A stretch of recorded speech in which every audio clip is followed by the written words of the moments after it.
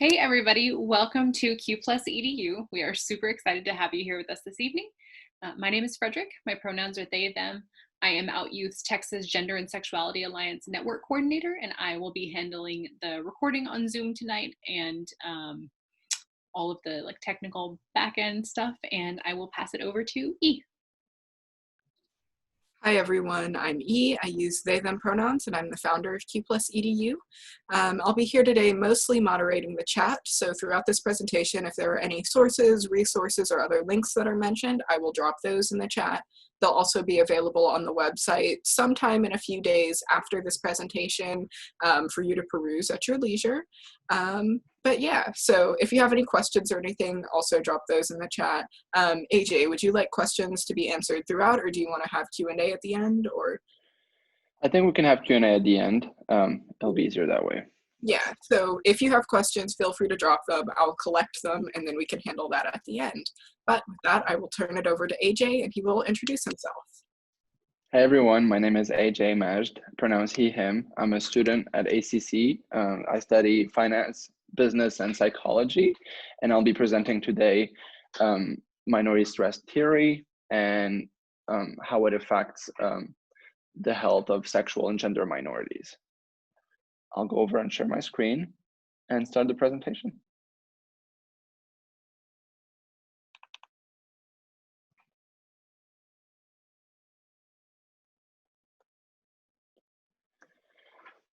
So I just want to go over some trigger warnings at first. I think it's important that we're going to discuss depression, suicide, mental health disorders, and make sure that if you're not feeling comfortable about it, please feel free to skip.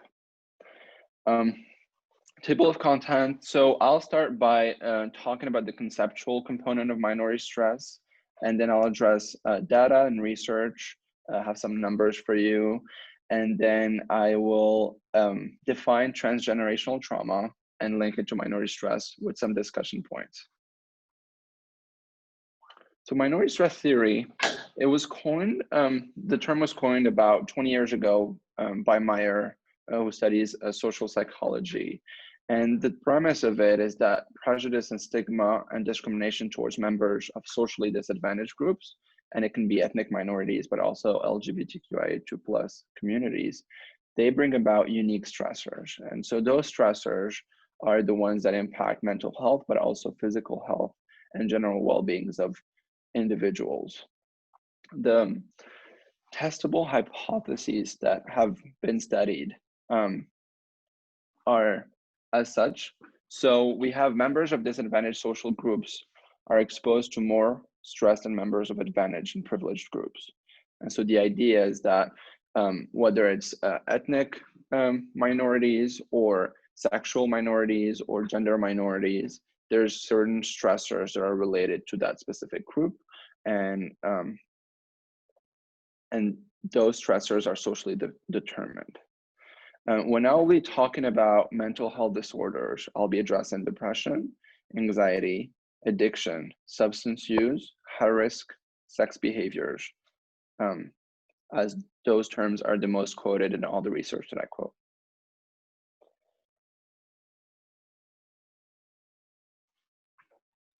So this chart is a chart that was done by Meyer in 2003. It's the minority stress processes in LGBT populations. And although it does not namely address trans and non-gender conforming individuals, I do think it applies. It's just a little bit outdated. But I thought it was the most useful one, as it really shows the process of minority stress. So we'll start by in general. So life in general has life and environment circumstances, and it can be just all kinds of things which bring in general stressors, and that can be throughout everyone, regardless of your minority status. However, disadvantaged status such as sexual orientation, race and ethnicity, gender identity, bringing specific stressors. And so we're going to go with defining two different types of minority stress processes, distal and proximal. When it comes to distal minority stress processes, we have prejudice events and interpersonal stigma, which I'll go over in a little bit. And then we have minority stress processes, which are proximal. And those are expectations of rejection, concealment, which would mean that if someone doesn't talk about their sexual or gender identity, and then also internalized homophobia, which is in a lot of ways very important here. So I'll be addressing this quote from Vivek Murthy. Vivek Murthy was the former surgeon general of the US and studied and published a book on loneliness and connection. Going into a conversation and we try to be who we think the other person wants us to be, having to live in a persona that's not you or try to strive to be somebody who's not you has a massive emotional task. And so the point of it is that it's so important to really understand and acknowledge the difficulty that it is to be either gay or lesbian or bisexual or trans or gender nonconforming in a society that's so heteronormative, and try to always make sure that the people that are around us are more comfortable than we are has a huge emotional toll. He also says that one of the foundations of connecting to other people is to be able to connect to yourself. And that's how I'm going to link it to minority identity, which I think is really important. If we go back to the chart, we'll be able to see that minority identity goes two ways. There's the minority stress processes, and then there's the coping and social support component of it, which then leads to health outcomes, and it can be both positive or negative health outcomes. Dr. John Pachenkis addresses the expectation of rejection. So as we've seen earlier, when it comes to proximal minority stress, we have expectations of rejection. And so the idea of that is that we monitor what's going on all the time, what's going on around us. We have minority identities and individuals have a certain fight or flight tendencies when we go into places that we don't know or that we're not sure that those spaces are safe spaces.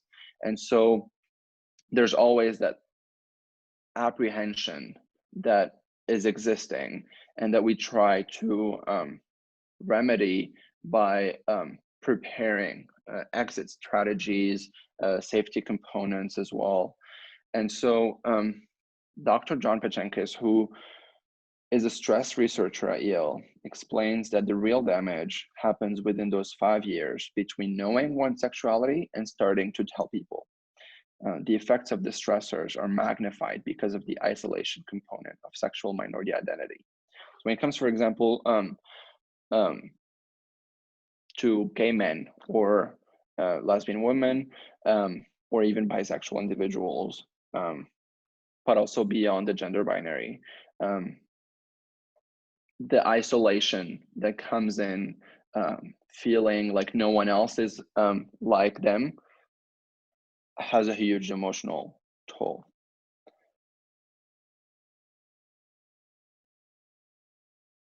I'm going to go back to the chart one more time and really want to address the importance and of the link between minority identity and coping and social support.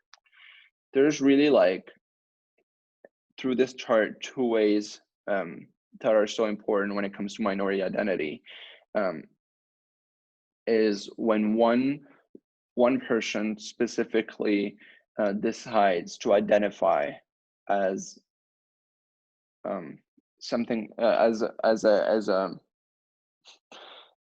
minority identity. Would mean that, like, someone tries to decides to identify on a certain population that is in fact minority, and so here there's that the next step for it, and those are the minority stress processes, is which we've already been through: expectations of rejection, concealment, and internalized homophobia, and then coping and social support. Coping and social support would mean that to find the ways to heal, to accept who we are, And the social support component is community and safe spaces, which are paramount when it comes to healing, when it comes to acceptance and forgiveness. Dr. Brené Brown, who did such good research when it comes to vulnerability and shame, but also social connections here, says social connection and reciprocal relationships really drive a sense of self-worth. And we need a sense of self-worth to enter into reciprocal, meaningful relationships.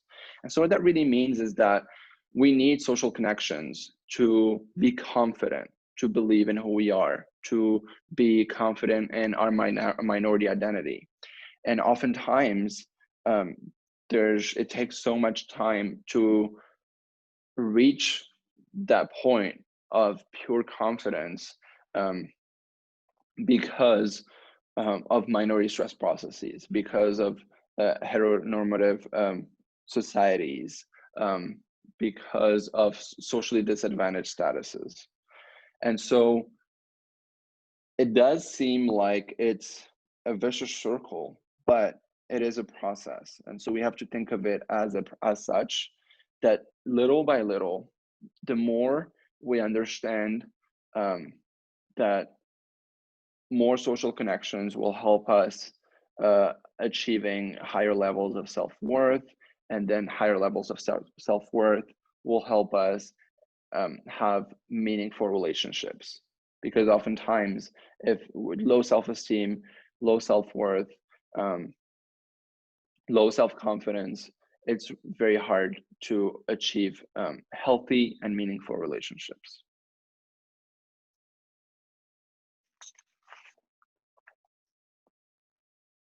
Earlier, we went through the chart, which addresses interpersonal stigma as a distal minority process, a minority stress process. And so I'll go over the different types of interpersonal stigma that happens, which ones are more general stress and which ones are focused on minority stress. So when it comes to major life events, we have employment discrimination, healthcare access, and these are the types of stressors that individuals face, which can affect their mental health, but also physical health. Chronic strains are also things are like non-ending, such as money issues, but also the burden of coming out over and over as a sexual minority. We also have minor events. Minor events are the kinds of daily hassles, everyday discrimination, microaggressions, and it's things that may seem so simple and banal to so many, such as form filling and having to choose between a gender binary that we do not identify as, or a certain sexual orientation that is not listed. And so these attacks to our minority identity, which can be over and over, is a type of stress that affects our health. But we also have non-events, and non-events is a very interesting part of the types of stressors we face. And those we have lost opportunities, safety and expression, but also positive marginality. I'll go over all of them to explain them. So lost opportunities would be all the things that we would have done in if we were not identifying as a certain minority. And so the idea is that it can be a job, it can be an education, it can be a certain relationship, it can be a travel plan, it can be so many things. When it comes to safety and expression, it goes back at how we oftentimes minority identities will try to assess how to make sure that they're safe, but also monitor the words that they use around people that they don't feel safe around. And so our expression of minority identities is impacted, but also the safety of minority identities is impacted, whether it happens or not. And then lastly, positive marginality. Positive marginality is really interesting because it highlights the advantages of being in a certain socially disadvantaged group. So for example, right, I'll take me for example, and I'll say I wouldn't be where I am today or who I am today if it wasn't for my minority identity. And so often through different research, different interviews, we've seen that so many people became their character through their minority identity. And so it is a non-event because it can create stress, and it is an interpersonal stigma, but it can be a positive one still.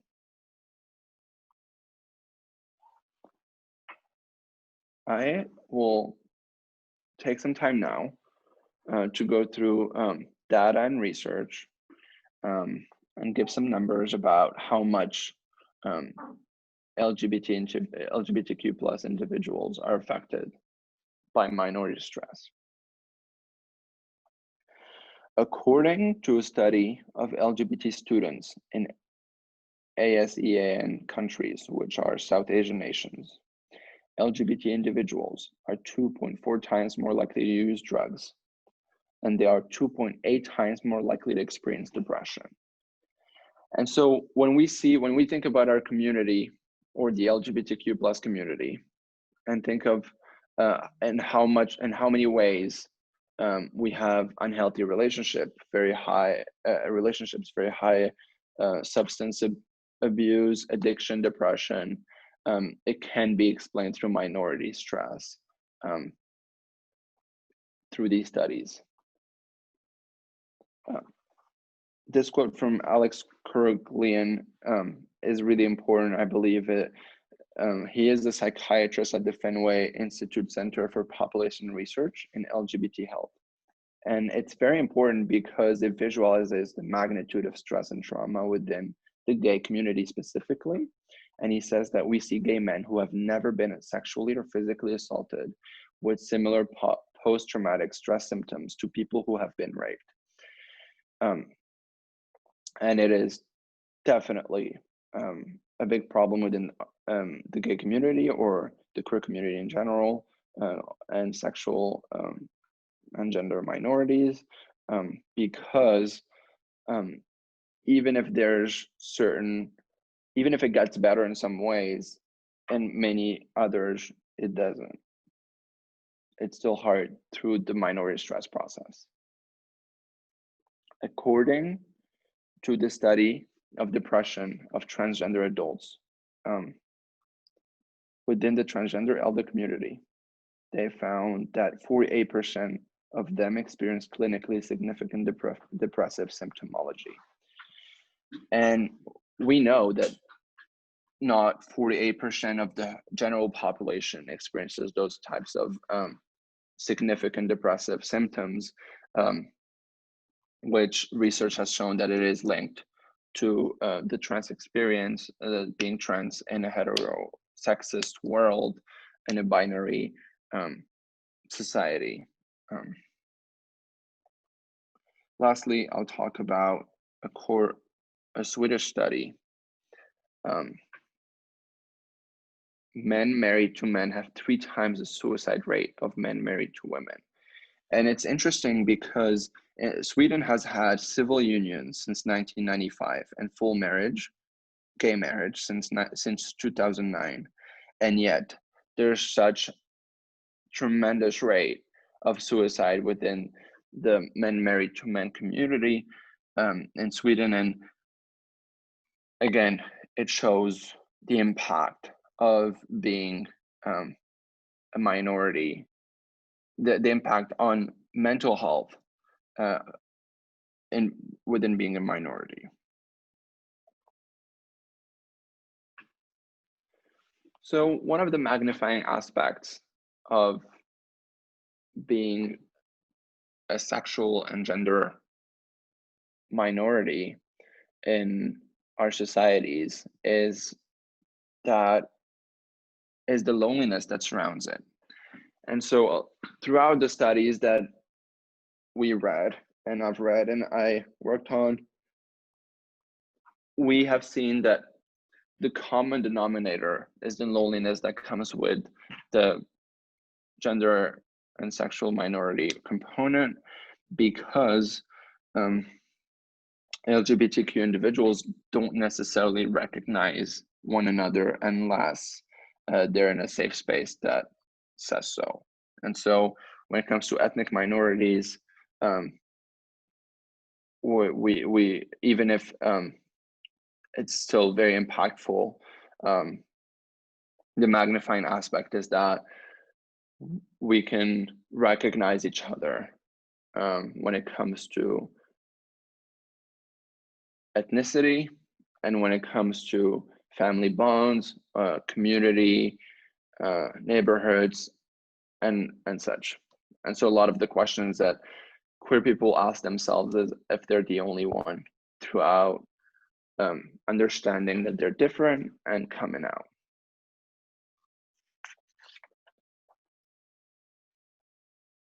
As to minority stress in regards to bisexual individuals, this is really sad because it should be better by now and it's still not. Bisexual identity is related to a greater burden than gay or lesbian identities, and therefore more likely to develop mental health disorders. And the reason for that is because there aren't as many safe spaces to discuss and address the bisexual experience. And within gay and lesbian communities, there's a lot of bisexual erasure. People just minimizing the reality of bisexual individuals. And its impact is that there's huge mental toll and higher rates of mental health disorders within bisexual communities.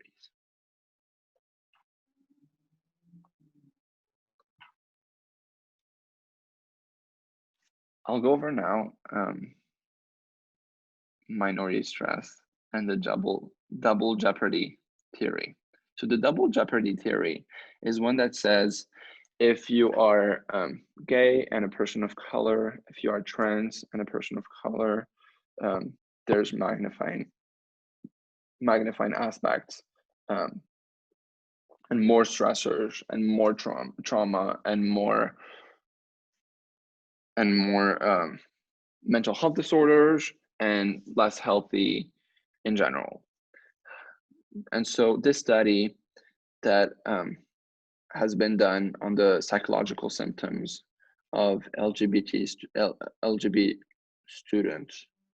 And again, unfortunately, there's not a lot of research when it comes to trans and gender non-conforming individuals.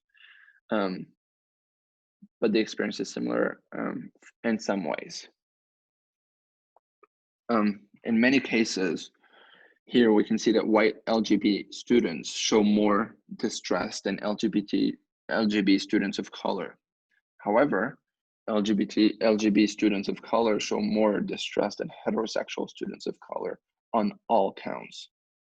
So on the surface of the study, it does seem that for LGBT students, belonging to an ethnic minority group is not associated with heightened psychological distress.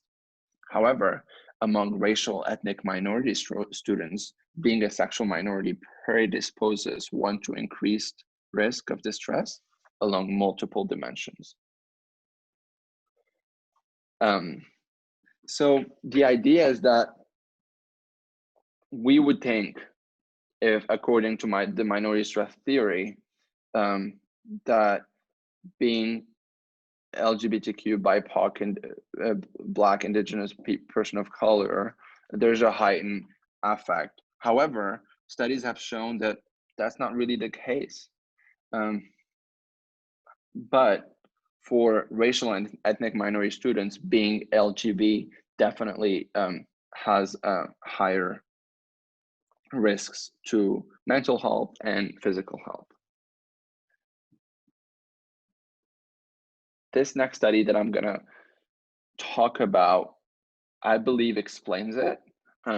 I've read a couple dozens of research on this subject, and one of the things that come back over and over is a certain built-in resilience that people of color, LGBTQ students of color, in general, LGBTQ people of color build in a certain resilience to their minority status, and therefore has less affect to their mental health. And so the idea is that oftentimes these individuals grew up in a racist system and experience a discrimination from a very, very young age. And whether see it or experience it personally. And so once it comes to their sexual or gender orientation, it doesn't affect it as much, as it's a multiple dimension case. And so here, there's similar aspects of the built-in resilience that researchers have found in Black, Indigenous, people of color that are LGBTQ, and LGBTQ others. So within a certain age group, I believe it's 55 plus, when this study was done in 2011, they have found that there is more stress and more trauma and more mental health disorders within young LGBTQ plus individuals comparing to older individuals, because of this resilience that comes in and that affects less their mental health and physical health.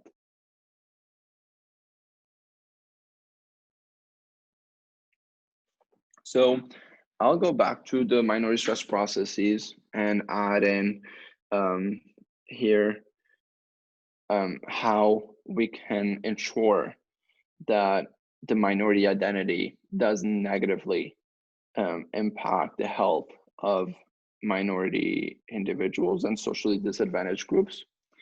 The ways in which we can heal and help our communities from minority stress and lessen its effects are legislation and education. And when it comes to legislation and education, it's to heighten the disadvantaged status.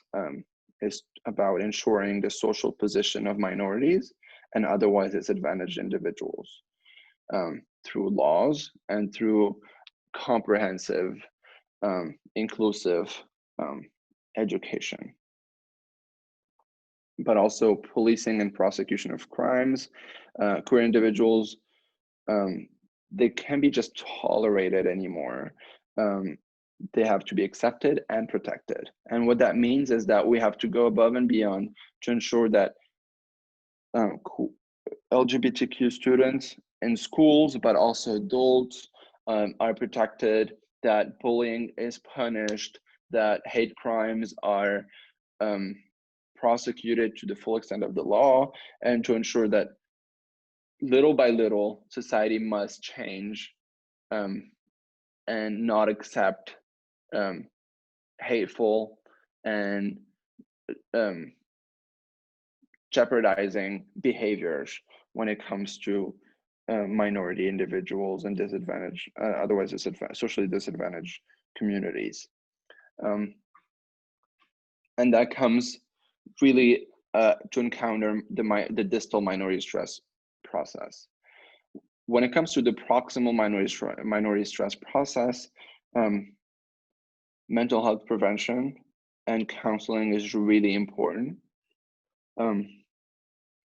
because it helps individuals feel better within their minority identity. And there has been some questions and discussions about how whether there's people that do not identify as a minority, whether or not their mental health is affected, which I think it is, and other researchers have found that it is. And others believe that maybe if there's not an embracing of the minority identity, that somehow the individuals is just going to be okay when it comes to mental health. So it's really important for counseling to be present, to be accessible, to be helpful, and then community services and safe spaces when it comes to coping and social support. It is really important that individuals can find a place to find people that support them and love them, and protect them. And schools must be those spaces, but also community centers, social media groups, and otherwise spaces that support sexual and gender minorities. Because health outcomes are definitely, to ensure that also the health outcomes are positive more than negative, we need sensitive and accessible healthcare access. And by that, I mean that we need to make sure that people in healthcare acknowledge, understand, and support and propel sexual and gender minority individuals, to make sure that when an LGBTQ plus individuals go to the doctor, to the ER, or go to see a nurse practitioner, whatever it is, that it's a safe space, that they won't be dismissed or disregarded or disrespected. And accessibility, we have to make sure that because of all these added stressors, LGBTQ plus individuals must be able to access healthcare, physical healthcare, but also mental healthcare, because these tools affect those two components.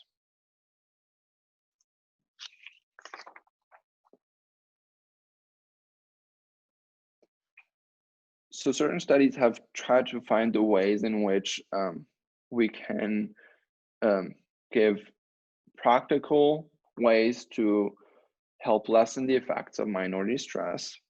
And this qualitative study has found specific tools from interviewing young sexual minority males and transgender females. And one of the things that come up a lot in their study is acceptance and forgiveness. And that starts with accepting their own minority identity and accepting that the world and society that we live in doesn't necessarily support it. Forgiving is also forgiving when it comes to forgiveness to themselves, forgiving the viewed pain that often happens, and to be able to move forward with a life as a sexual or gender minority. Social support and chosen families, that's something that come up a lot as well. It's very important to have supportive community and people, and to really kind of abolish that idea that family is only people that have raised one, but also people that really is about people that love you unconditionally and support you and protect you. Also activity-based coping, and that can be various things, right? It can be different outlets, whether it's artistic outlets, whether it's health outlets, sports, whether it's safe spaces, whether it's discussion groups, but it's about really activating the thought of coping with the stressors that are experienced by LGBTQ individuals, and make sure that they're addressed and accepted.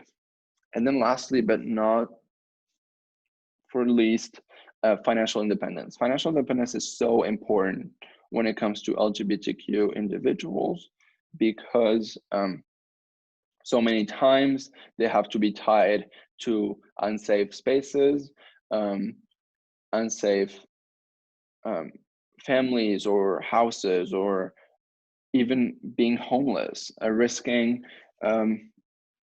access to food or risking access to a roof, just by attaining or acknowledging the minority identity. And so we have to, as a community, but also as a society, ensure that LGBTQ individuals have the tools to access all of these tools, to be able to become financially independent, to ensure that they have access to activity-based coping, to various social support, which can be organizations, programs, virtual connections, so many ways, and it has to be done safely as well. And also counseling for acceptance and forgiveness, as that helps a lot. Lastly, I want to talk a little bit about transgenerational trauma and see how we can start thinking about its link to minority stress, and see how these stressors really exist within each other. Transgenerational trauma, also called intergenerational trauma, is trauma that passes through multiple generations. And it's something that has really not been addressed until really recently, in the past few years, where people have found certain symptoms and behaviors of trauma from the children of people that survived certain trauma. So the premise of transgenerational trauma is individuals experience trauma, then pass on the symptoms and behaviors of trauma survival onto their children, who then might further pass these along to their children, which is a slippery slope, which is why it's so important that those symptoms and behaviors are addressed quickly and fastly to ensure that they don't affect the lives of the coming generations as well. And so I've had like some questions that I just want to have out there, discussion points that I'll read and then like talk a little bit about. To what extent minority stress is passed along multiple generations. So if we think that there's general stressors and minority stressors, and transgenerational trauma passes these stressors, the symptoms of those stressors, to the coming generations, we have to start thinking about how specifically minority stress is passed along, and to what extent. The next point I'll talk about is how does experiencing transgenerational trauma and minority stress simultaneously affect one's individual's health? And by that I mean, if we think of a queer Black individuals in America today, who is subject to discrimination, racial violence, but also discrimination when it comes to their queer identity. And on top of it, probably or perhaps a transgender trauma that would be symptoms and behaviors are passed along from their parents and grandparents who have survived slavery, or not survived slavery, but have experienced it. And how does this combination of both, which really sounds drastically painful, affect one's physical health and mental health as well? And lastly, I did wonder, and this point has come up so much in different studies, is to what extent general stressors are considered as such for socially disadvantaged individuals. And by that, I mean, if we go back to this chart right here, we have general stressors that come from life and environment circumstances, and then minority stressors that come from disadvantaged status. However, if we think of general stressors, life and environment circumstances coming because of the disadvantaged status, to what extent do individuals experience minority stress and general stressors? Let me go back to the questions here. There's a study from the study that I've quoted earlier of transgender adults. They are from 50 to 86 years old. And although 2/3 have 4 or more years of college, more than half of them have yearly household incomes of less than $35,000 a year. And so and there's a lot of accumulating evidence from larger community-based and internet studies indicate that in addition to the stress associated with internalized heterosexism, transgender adults in general, and older transgender adults in particular, also experience economic disadvantage due to their transgender status, despite high levels of education. So what that really means is that transgender adults oftentimes are impacted economically and socially. And so to what extent can we really call it general stressor because it's a life circumstances, when in fact it is a component of the minority identity. Meyer, who in 2003 talked about minority stress and provided the minority stress theory, provides a really great example of how a gay man's status as a sexual minority and being low on the social economic status ladder, which would be general stressor, would conjointly determine his level of stress exposure. So what if low social economic status is instead a direct result of the minority status? I think it becomes a circle, and we have to ask ourselves how, in this specific case, can we really talk about general stressors when oftentimes they are a result of the minority identity? I have the references here, which will be made public through Q+ EDU, and to ensure that you all have access to them. Thank you for your time and attention, and I guess we can start taking questions.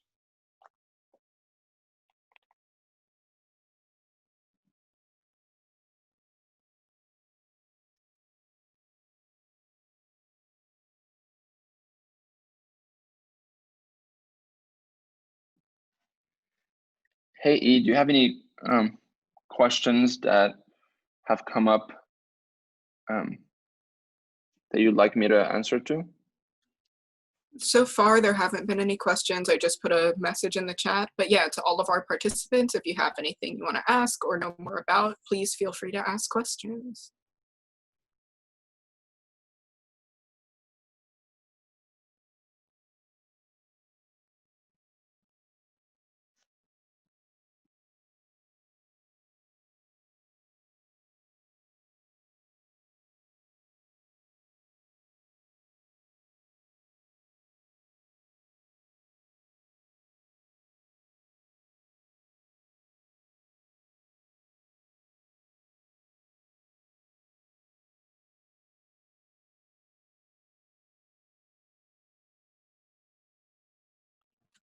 One just came up in the chat. Armando says, how is this information/data shared with school and district leaders to encourage schools to be safe spaces for LGBTQ students? Thank you so much for this question, Armando. I think that it is oftentimes the burden of queer organizations to explain these terms to school and school districts to ensure that they understand the impact of being sexual or gender minority in the specific society. And so I hope and encourage anyone to share this knowledge with anyone that is within the educational system anywhere, to make sure that teachers and school districts understand these terms. I hope that answered your question.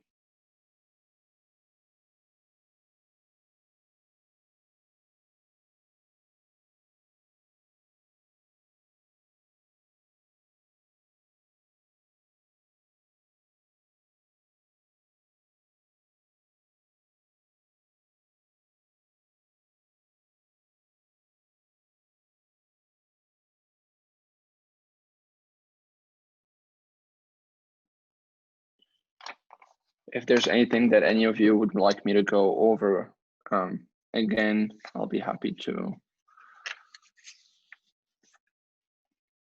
as well.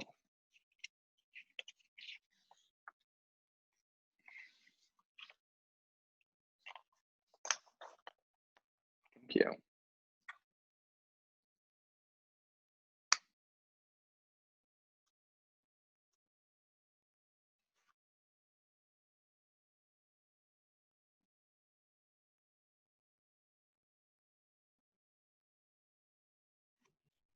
So there's another question about if this presentation will be available after. So the recording will definitely be available. AJ, would you like to post the slides on the website also?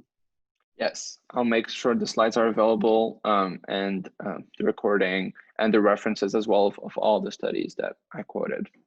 Awesome.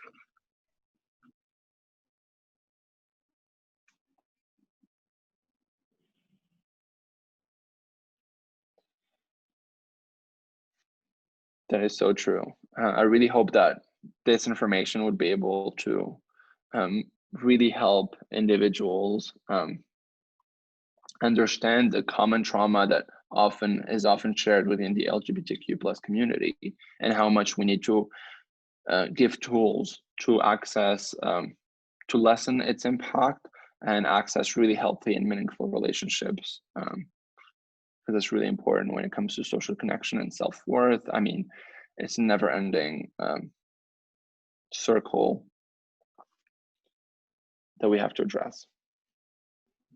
Well, I'm curious, can you speak a little more to how we can use this understanding of minority stress in community organizing work and making sure that, you know, we understand that when we organize, and then applying that while we try to make change in whatever systems we're involved in? For sure. I think that like a big strength of the minority identity is to acknowledge and accept the reality that not everyone else is okay with it, right? I mean, people have issues. And so a big part of it is accepting that difference and then ensuring that anyone else who might want to identify as a certain minority has the safe space to do so, has to be able to access really good counseling if they need to, be able to speak to people about it. And us as community organizers, we have a responsibility to ensure that we're listening at all times, that the spaces that we provide have trigger warnings. How it can be as simple as that, right? That are really accessible because and supportive. One of the things that came up so much, like in the research, is that when it comes to LGBTQ individuals, so many people, they're like, well, we're accepting, but there's not much done after that. There's not a lot of protecting. There's not a lot of supporting, especially when it comes to LGBTQ youth. And so we have to make sure that, yes, accessible and inclusive. We have to make sure that the spaces goes above and beyond for LGBTQ plus individuals, because of these stressors that are faced throughout realizing that we're different.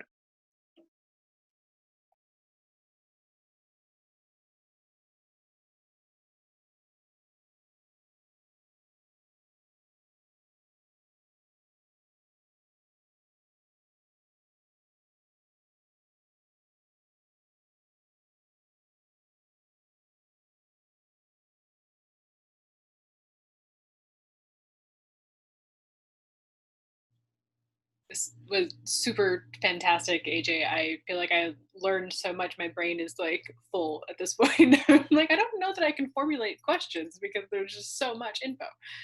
So I'm really glad to get another shot to review the slides and go through it again. And like, because yeah, that's a lot. I'm super, super impressed with how much you put into this. So thank you so much for giving us your time and expertise. We really appreciate it. Thank you. I really appreciate that. I hope that I didn't speak too fast because I tend to do that when I'm anxious. So I hope that was still understandable. No, absolutely. You were great. We really appreciate it. Thank you. We've got a bunch of other sessions coming up this week that we'd like to invite folks to as well, right? Yeah, so our next session is actually tomorrow. It's at 6 p.m. Central Time.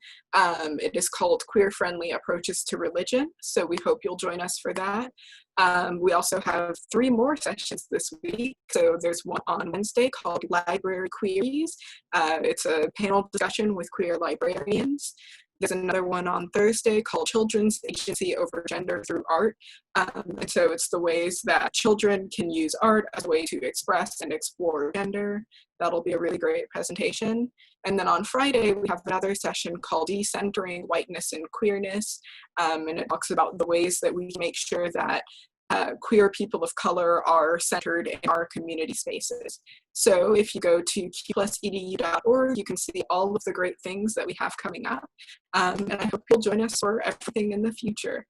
And as we've said, this has been recorded, and so the recording will be posted on our website shortly. It might be about a week or so. And then I also want to invite everyone to fill out our feedback form. We always love to hear from our attendees what you felt, what you thought about a presentation. So the feedback form is linked here. If you'd like to fill it out, it is optional. But yeah, I hope to see you all tomorrow at our next presentation. Awesome. Thank you, E. Thank you, Frederick, so much for this opportunity. Absolutely. Have a wonderful evening. You too. Bye. Bye.